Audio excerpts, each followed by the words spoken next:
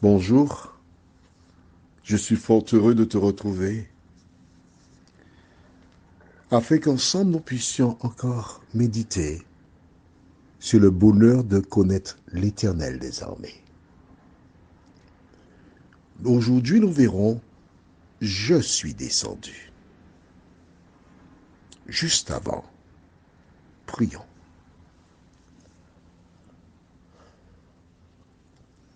Notre Seigneur et notre Dieu, nous voici encore là, en ta présence, afin de découvrir la vérité et nous approcher du salut. Merci Seigneur pour la parole. Merci pour l'assurance que nous allons grandir une fois de plus parce que nous nous appuyons sur la parole. Plusieurs personnes découvriront en ce jour le Dieu créateur. Alors Seigneur, merci de nous aider à grandir en toi. Cette grâce, nous te l'avons réclamée. Au nom de Jésus et pour ta gloire éternelle. Amen. Rappelle-toi, je suis obligé de revenir avec toi sur la Genèse pour que tu gardes continuellement à l'esprit que nous avons un Dieu qui nous aime et qui fait une démarche à l'endroit de ses enfants. Nous lisons aujourd'hui dans Exode chapitre 3, verset 8, ce qui suit. Je suis descendu pour le délivrer de la main des Égyptiens et pour le faire monter de ce pays dans un bon et vaste pays, dans un pays où coule le lait et le miel, dans les lieux qu'habitent les Cananéens, les Hétiens, les Amoriens, les Phérésiens, les Éviens et les Jébusiens. On s'arrête ici. Écoute attentivement. Le début dit « Je suis descendu pour le délivrer ». Beaucoup de personnes, à tort, indiquent que c'est Moïse qui a fait sortir le peuple d'Israël d'Égypte, le libérateur. Mais la Bible déclare qu'à un moment donné, l'Éternel a laissé le ciel, la gloire, l'honneur, et il est descendu sur terre afin de délivrer le peuple d'Israël d'Égypte. Est-ce que c'est clair pour toi cela?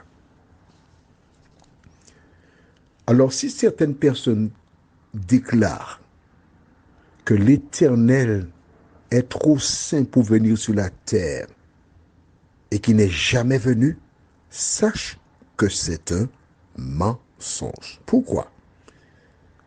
Allons dans Genèse, chapitre 3. J'espère que tu as toujours un cahier de 300 pages.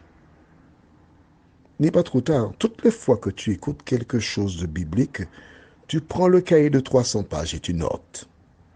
Nous lisons dans Genèse, chapitre 3, à partir du verset 6. La femme vit que l'arbre était bon à manger et agréable à la vue, et qu'il était précieux pour ouvrir l'intelligence. Elle prit de son fruit et en mangea. Elle en donna aussi à son mari qui était auprès d'elle, et il en mangea. Les yeux de l'un et de l'autre s'ouvrirent. Ils connurent qu'ils étaient nus, et ayant cousu des feuilles de figuier, ils s'en firent des ceintures. Alors ils entendirent la voix de l'Éternel Dieu qui parcourait le jardin vers le soir, et l'homme et sa femme se cachèrent loin de la face de l'Éternel Dieu, au milieu des arbres du jardin. Mais l'Éternel Dieu appela l'homme et lui dit, où es-tu? Vois-tu, nous en avions parlé, mais là tu as lu. Lors du péché originel, ils sont partis se cacher. Mais Dieu est descendu, il est parti à la recherche de l'homme et il l'a trouvé.